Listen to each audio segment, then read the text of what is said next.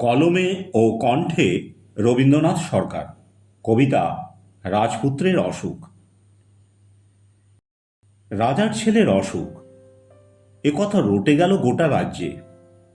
সে রাজবাড়ির একটি কোণের ঘরে একা বসে থাকে, আর জানালা দিয়ে বাইরের আকাশ, গাছপালা, দূরের রাস্তা দিয়ে হেঁটে যাওয়া পথচারীর দিকে তাকিয়ে থাকে।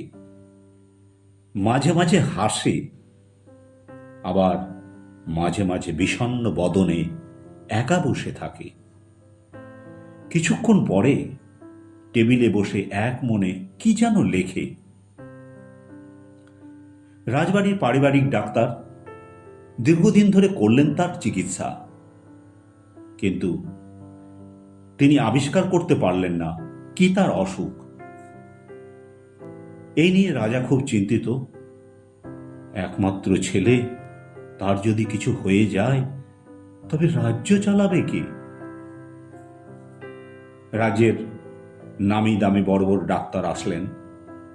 তারা বিভিন্ন আধুনিক পদ্ধতিতে চিকিৎসা করলেন, কিন্তু রোগ সাধারণত দুরস্ত। কেউ করতে পারলেন না তার রোগ নির্ণয়। তারা সবাই ফিরে গেলেন বিষণ্ণ বদনে। রাজা ঠিক করলেন এবার তার পুত্রের চিকিৎসা হবে বিদেশে। তাকে দেখভালের জন্য সঙ্গে পাঠানো হলো লোকজন। রাস্তায় অসুস্থ হয়ে পড়লে দেখার জন্য পাঠানো হলো ডাক্তার, নার্স।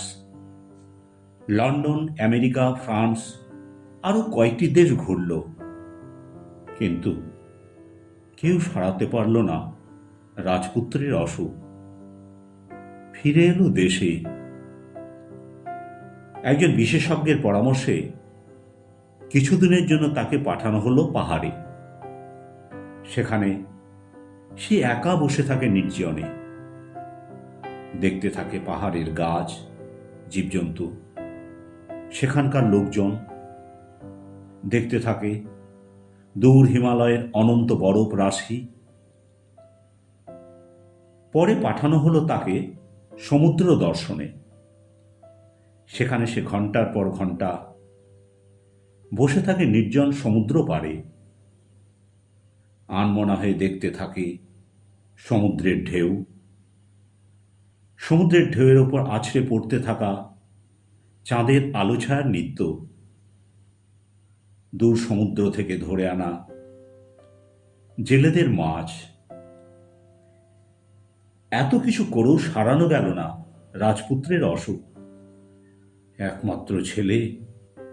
রানীমা রাজাকে বলেন যে কোনো মূল্যে তার ছেলের অসুখ সারানো হোক।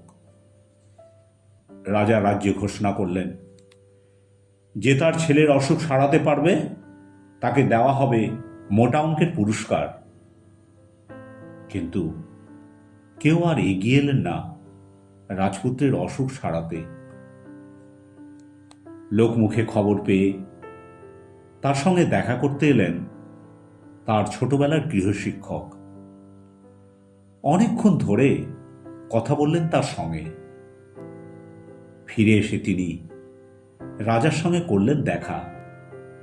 জানালেন তিনি তার অসুখ ধরে ফেলেছেন। রাজা খুব আনন্দিত। বললেন, বেশ ভালো কথা। দেশ বিদেশ ঘুরেও কেউ যখন ধরতে পারলেন না তার কি অসুখ, আর উনি ধরে ফেলেছেন তার সেই অসুখ। রাজা তাকে বললেন, তবে তার অসুখ কিভাবে সারবে সেই পরামর্শটাও দেন। তিনি বললেন, তার অসুখ সেরে যাবে, তবে সে রাজ্য চালাতে পারবে না। সবাই গৃহশিক্ষকের দিকে আশ্চর্য হয়ে তাকিয়ে রইলেন। রাজা বললেন, তার অসুখটি কি সেটা তো বলেন। তিনি বললেন, তার কোনো অসুখ হয়নি, সে হলো একজন কবি। একদিন আপনার পুত্র হবে একজন বিশ্ববিখ্যাত কবি।